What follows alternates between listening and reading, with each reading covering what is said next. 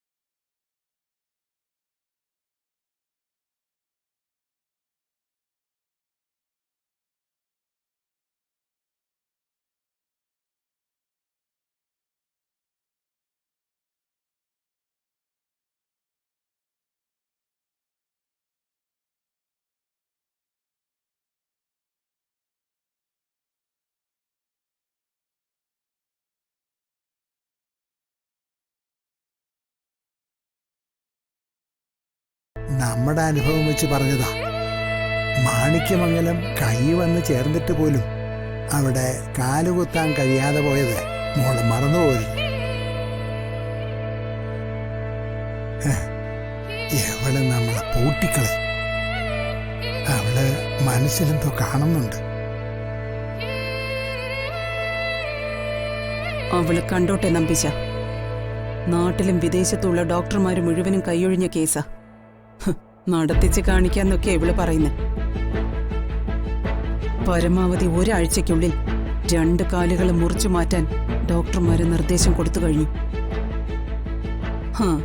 ദൈവത്തെ ഭജിച്ച് അത്ഭുതം കാട്ടിക്കളയാന്നാ ഈ പൊട്ടി കരുതുന്നത്. നിങ്ങൾ ഇത് അംഗീകരിക്കാൻ തയ്യാറാണോ? എങ്കിൽ മുഹൂർത്തം കുറിച്ചോളൂ. ചേച്ചിക്ക് ഒരു തടസ്സമില്ല.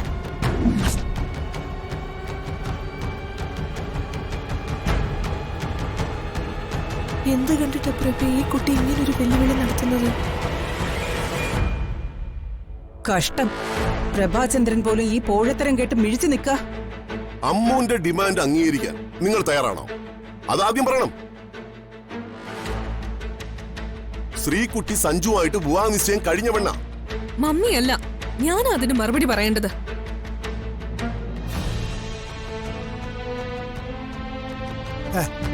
ഇതിനൊക്കെ എന്തിനാ മോള് മറുപടി പറയാൻ പോകുന്നത്? ഇവിടെ ഉള്ളവർക്കോ വകതിരിവില്ല. മുതിർന്നവര് സംസാരിക്കുന്നിടത്ത് വന്ന് ഒരു പെണ്ണ്, അതും ഈ കുടുംബവുമായിട്ട് ഒരു ബന്ധമില്ലാത്തത്, ഈ വീട്ടുപണിക്കാരിക്ക് മോളെന്തിന് കാതു കൊടുക്കണം?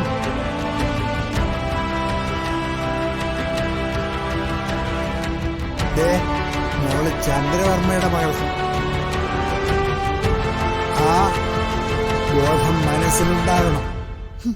ചന്ദ്രവർമ്മയുടെ മകളെ ആരും ഇങ്ങോട്ട് ക്ഷണിച്ചു വരുത്തിയതല്ലോ നമ്പീശ സാറേ. ആട്ടി ഇറക്കി വിട്ടിട്ടും വലിഞ്ഞു കയറി വന്നതല്ലേ. കാരണവരെ, ഈ പെണ്ണിനെ നിലയ്ക്ക് നിർത്തണം. കുറച്ചു നേരമായിട്ട് കേൾക്കാൻ തുടങ്ങിയതാ അടുക്കള പണിക്കാരി എന്ന ആക്ഷേപം. ഇനി ആരെങ്കിലും അങ്ങനെ ഒരു വാക്ക് പറഞ്ഞ അടിച്ച് പല്ലിയാൻ കൊഴിക്കും.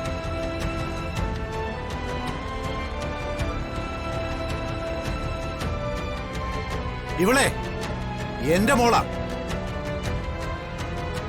പ്രഭാചന്ദ്രന്റെ മോള്.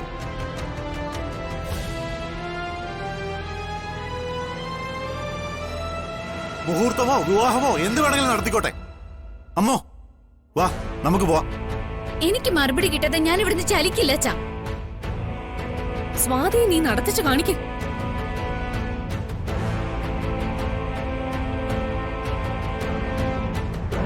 എന്റെ സഞ്ജുവിന്റെ വിവാഹത്തിന് മുൻപ് നിനക്കതിന് കഴിഞ്ഞ സഞ്ജുവുമായുള്ള വിവാഹത്തിൽ നിന്ന് ഞാൻ പിന്മാറാം.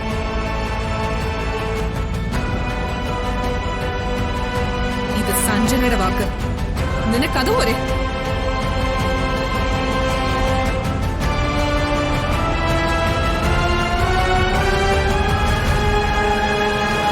നീ ഇത് പാലിച്ച നീ നല്ലൊരു പെണ്ണാണെന്ന് ഞാൻ പറയും.